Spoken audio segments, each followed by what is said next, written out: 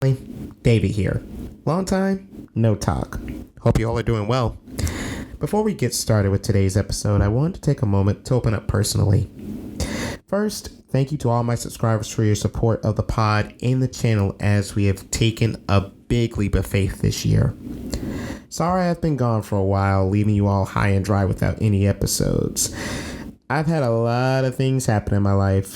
Thank goodness it's been for the better. But even then, you gotta step back and take some time to sort things out. And if I can be transparent for a moment, there were times I wondered in the midst of all this good if I needed to show the podcast, especially after numbers of supporting content on my other channels started to wane. But shout out to my amazing village, pushing and encouraging me to keep on marching with this passion project of mine. Thank you to my family and friends for their support and positive comments, giving me the confirmation to keep going with this journey.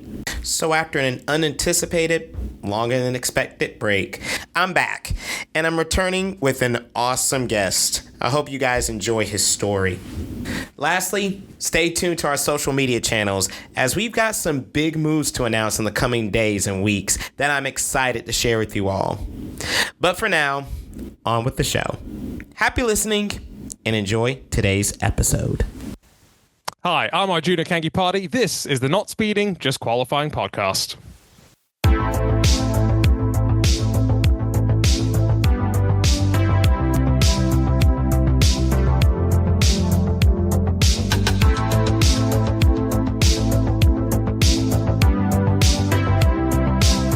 Hop in, buckle up, and get ready to lay it on the line. This is Not Speeding, Just Qualifying, a podcast that's just as fast as it sounds. What's up, family? Welcome to the Not Speeding, Just Qualifying podcast. I'm your host, David Lawrence. Thank you so much for listening today. If you have not already, please subscribe to us on YouTube and YouTube Music with the handle Not Speeding, Just Qualifying podcast. Make sure you follow us on our social media. We are on Linktree. If you need to go find any of our links, you can go to Linktree and find us there. I love promoting guys who are up-and-comers in the game and definitely some voices you need to hear about in the future. If you are in the sim racing eSports world, iRacing in particular, you are very familiar with the voice I'm going to introduce to you today. Or if you have been listening to IMSA radio over the summer, you have been getting acclimated to this voice. He is an up-and-coming broadcaster in the motorsports realm. So I said, let me show some love. And I've happened to meet this guy quite a couple of times at the Rolex 24, and he is quite a good time, to say the least. So without further ado, welcome to the Not Speeding Just Qualifying podcast, Arjuna Kankipati. Arjuna, pleasure to see you again, my friend. How are you doing today?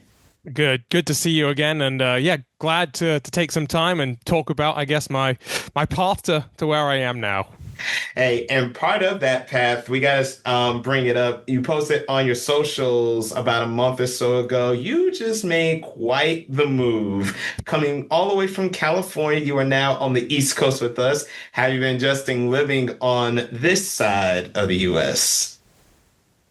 It's been good. I actually lived in Atlanta about 9 years ago now, so it's been good to get back to something a bit more, familiar to that. But, as many people know, a lot of racing in the US is mostly on the East Coast. There's only a couple of tracks really on the West Coast that have any major activity. So just wanting to be a little bit closer to all of that, not wanting to travel as much.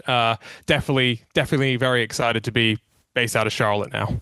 I love it. And I definitely understand the move as far as like just wanting to get out of like an area that's not as busy, and now you're coming to this hive of motorsports activity. So you're in Charlotte, definitely the right place for it.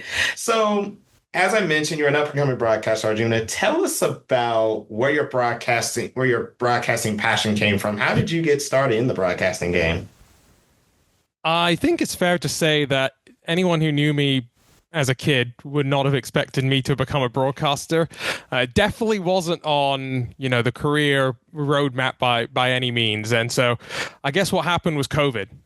For many people, that was the big game changer. And for me, it came right around a time that I was getting, how do I say this? A little bit frustrated with sim racing as a competitor. I realized that I was decently talented. You know, I'd raced in a few high level series, but maybe not high enough to get to where I wanted to get to. And I was starting to become aware of just how much of a grind esports and sim racing is at the top level. And so I had been running a league for a couple of years. It was called Winter VLN. Okay. Also known as Winter Green Hell, once I got told not to use the VLN name. But I'd had some conversations with RaceSpot and Hugo at RaceSpot, who had broadcast some of those races. And so I got bored, wasn't racing anymore, and did a few broadcasts by myself, and decided that one night I should send an email to Hugo and say, Hugo, I'm sure you're busy, like with the entire motorsports world descending on the sim racing world. If you need any help, let me know. And it kind of all spiraled from there, not just as a commentator, but doing a lot behind the scenes with RaceSpot, as people know, producing, directing, and just helping to kind of keep the broadcast moving forward. That was always kind of what I was hoping to try and do with my time at RaceSpot. And then next thing you know, you go from just trying to make sure things are kind of go flowing and going. And now here you are, you're doing the big iRacing eSports World Championships.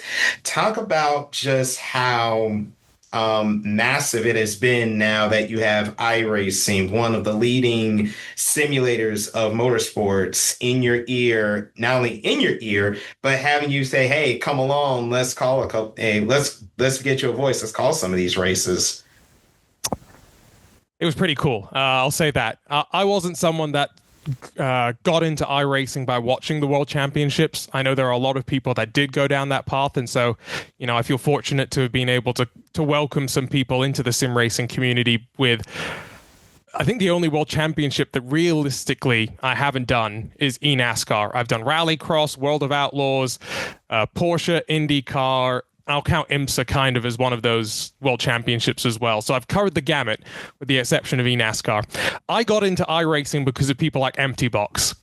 People nowadays like Matt Malone, Quirk, you know, all these streamers that really bring a lot of entertainment into what they do. And so that's what I wanted to do with some of those iRacing esports as well, is bring the personalities from behind the scenes that sometimes you don't always get to see. And so there are some really cool sim racers that I've been very fortunate to get to know through that process, mainly because, you know, when you're in the World Championship broadcasting ranks, a lot of what you're doing is trying to get information from these drivers who can sometimes be more secretive than they are in the real world, to be completely honest. So it helps to build some good relationships.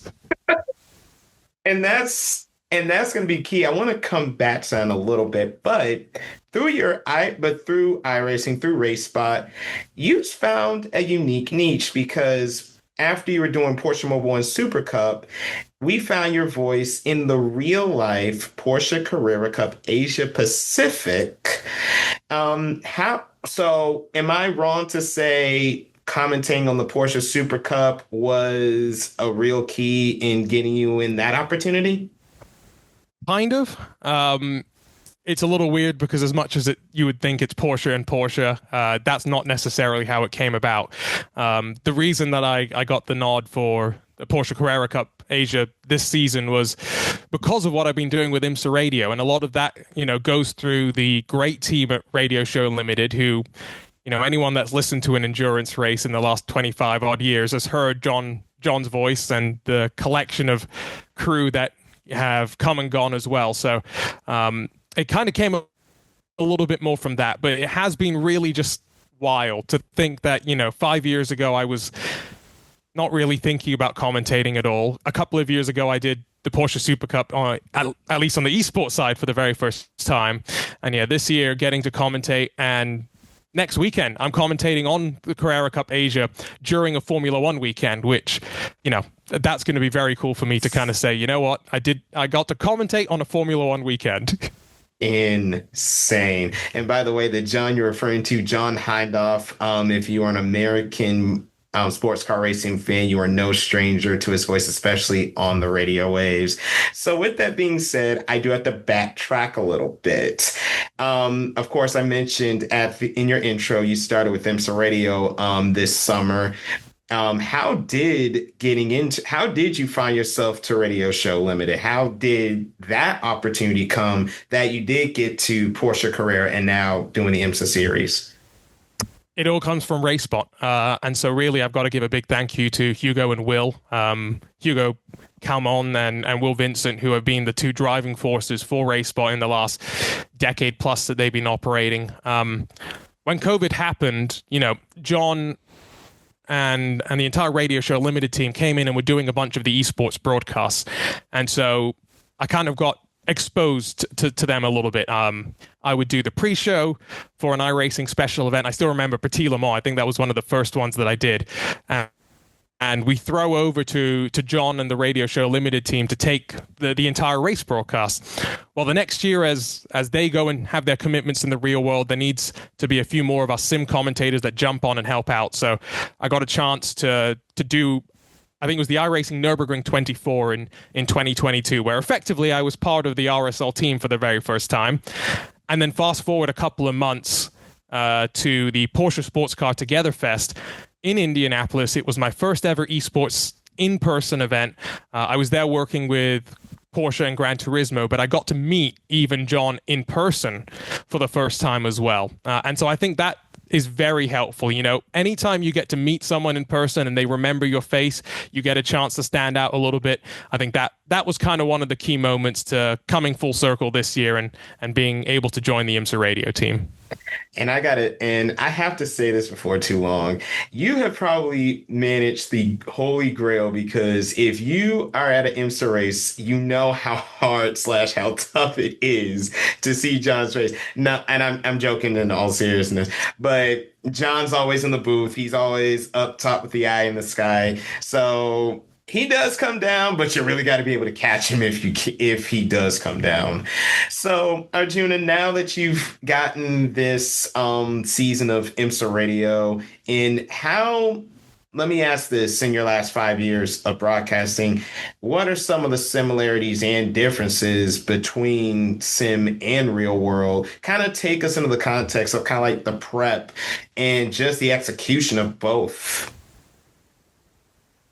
It's a really interesting question, and there's a couple of different ways that I could approach it. Let's start with the prep, because I think that's probably where people don't see the work that gets done. I think there's only a few sim racing series that I've covered that have attempted to give me basic stats and stuff about the series. So I'll give a shout out to Lionheart, to George Anzaldo. He always made a big effort to give us a media guide before every single race. And sometimes he would have 3 races a week that he would do that for. So in sim racing, a lot of your prep is done yourself. You build these spreadsheets of results. I've got all sorts of those for world championships and stuff. Whereas, at least with IMSA, this is not the case with every real series. I'll just make that point. But with IMSA, I am given this PDF that's about this big sometimes, which has storylines, race results, championship standings, contacts for all of the teams. It's immense how much information is condensed into that.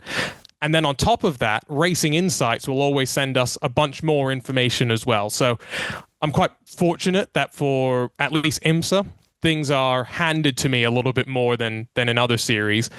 But the other prep that's slightly different is, in the sim world, it's quite easy to send a Discord message out, right, and try and ask some questions. But like I alluded to earlier, a lot of times sim racers aren't as willing to give you insight. They're trying to keep it close to the vest and stuff. John's kind of nicknamed me as the truth serum down on pit lane, because somehow in the real world, people just want to give me information.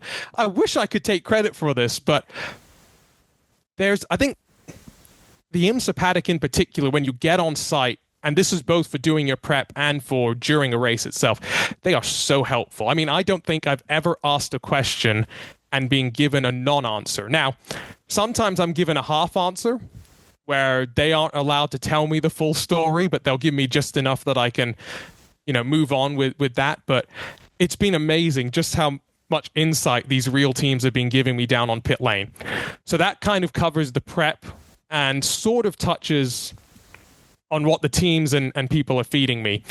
I think the one big difference that anyone who's made this transition from virtual to real, or even real to virtual, you have so much less data when you're down on pit lane. Even if you have a Wi-Fi signal that's guaranteed to work, the timing screens in the real world are just a lot less granular than sometimes what we get in the sim. So Wow. it's quite impressive how technology within the sim world has come so far, and you can see all these lap time analysis and all of this stuff that we get in the sim world. It's a lot more basic on pit lane. And I still remember my first weekend at Laguna. Anyone who's been to Laguna Seca probably knows that it's got some of the worst cell service in the region. You'd think being 90 minutes away from Silicon Valley it would work, but no. I had zero signal for the 2 hour and 40-minute race. And that's a very difficult experience trying to get interviews, figure out what's happening in the race. So I think that's the biggest difference and biggest challenge is understanding the nuances of what's happening in a race.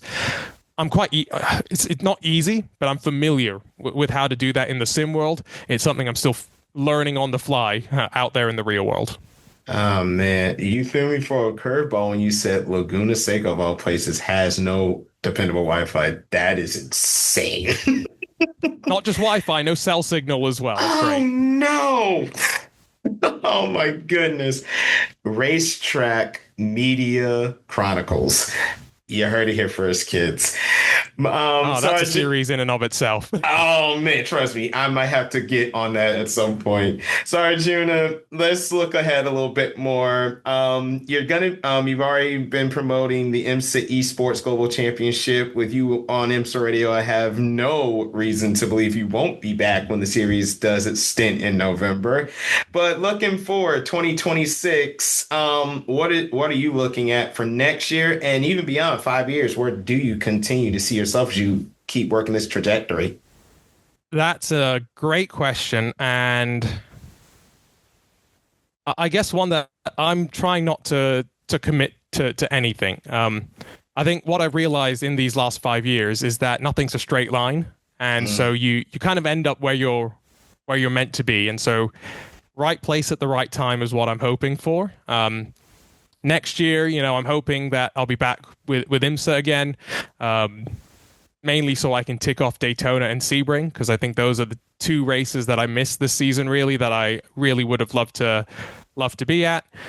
Obviously stuff with Racing Prodigy. The Prodigy Racing League, for those that don't know, is putting sim racers into real cars and not just leaving them by themselves to figure out how to raise the money to keep their career going. The idea is, let's build a sports league, a sports pyramid, effectively, of sim racers. And so I'm excited to continue to be a part of that as well. But one of the opportunities that I am interested in exploring is the world outside of motorsports.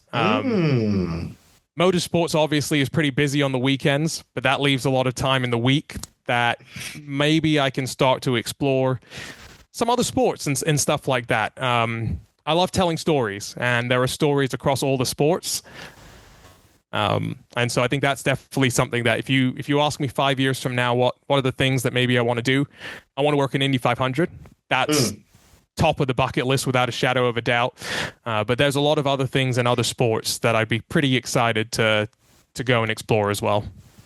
I love it. And I think that's just the modicum for all of us. For all of us that kind of seek these careers, like, you don't want to just be in a chasm. Yeah, you want to pursue the passion, the dream that you want to pursue. But at the same token, you always, I actually talked to Lee Diffie about a year and a half ago in 2024. I did a YouTube video piece, and I remember he was telling me about one of his first opportunities when after he went to NBC and he got to do his first summer games, he was doing rowing. And it was just like, he did it, but at the same time, he didn't enjoy it. But then he got into track and field because track and field was more of a speed, because it aligned with a lot of the other things he did. And you can tell instantly if you go back and play what he did from 2021 when the Tokyo Games happened, even in Paris, to what he was doing in Rio. You can tell it's night and day just because of the passion that's there. But it also speaks to how much there is out there in this world and how skilled we all can become. So Arjuna, to close this interview out, I have what we call a hot lap. We do a nice little 3 rapid fire questions. It's a F1 style, segment 1, segment 2, segment 3. So I promise nothing too crazy. So here we go. Sector 1. Here we go. Sector 1. You mentioned at the top of the show you have moved to Charlotte. What are you looking forward to most about discovering your new home? Golf courses. Anyone who knows me knows I love what I can do when I'm not commentating.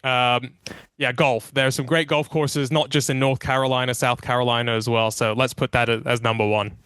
Definitely. And if you're coming to, and I think they'll have you at Road Atlanta next month. Of course, Chateau Alon, they got a couple of golf courses not too far from Michelin Raceway Road Atlanta.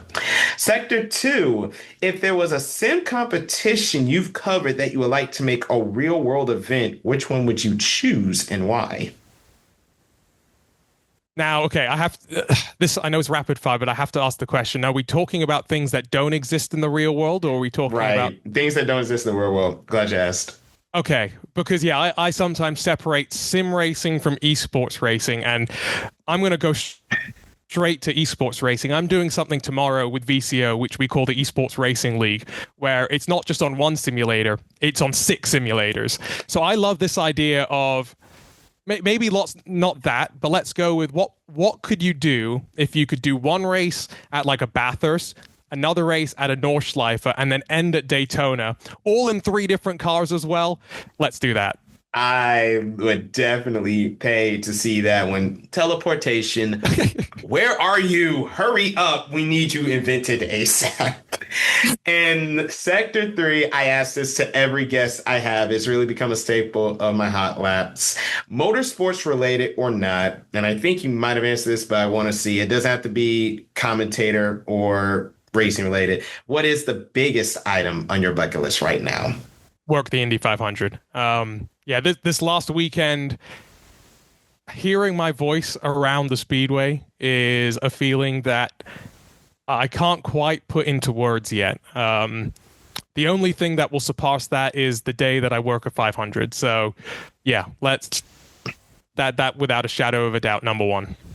Man, you have all and I have to mention this before. I found you at Daytona bright and early at 7 a.m. on that Sunday morning. You had a little night stint. You were able to get up there. Another friend of iRacing Race Spot that also is very affiliated with the Radio Show Limited, Peter Mackay.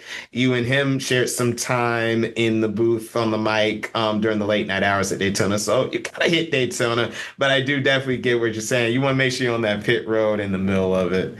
So no, I definitely get it. And I'm telling you, when I hear IMS Radio Network or I see you on Fox, NBC, CBS, whoever has the 500, I'm gonna be like, I remember I interviewed that guy, and I hope my viewers / listeners will definitely get a kick out of it too. Arjuna, how can we follow you on socials for those who are trying to keep up with you and your burgeoning career? I will say I'm not the best at social media, so forgive me for my lack of activity, but it should be Arjuna Kankipati on, I think, everything.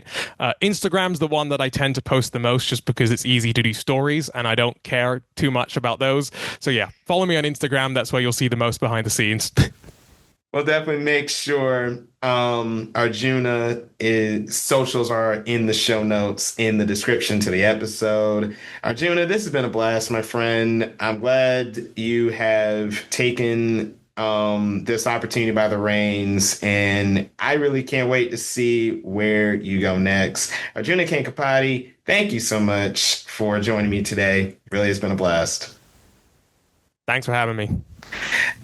All right, guys, we've reached the end of our show. Just for the record, if you need to follow us on social media, Instagram, TikTok, Blue Sky, we are all at the same handle at NSJQ Podcast.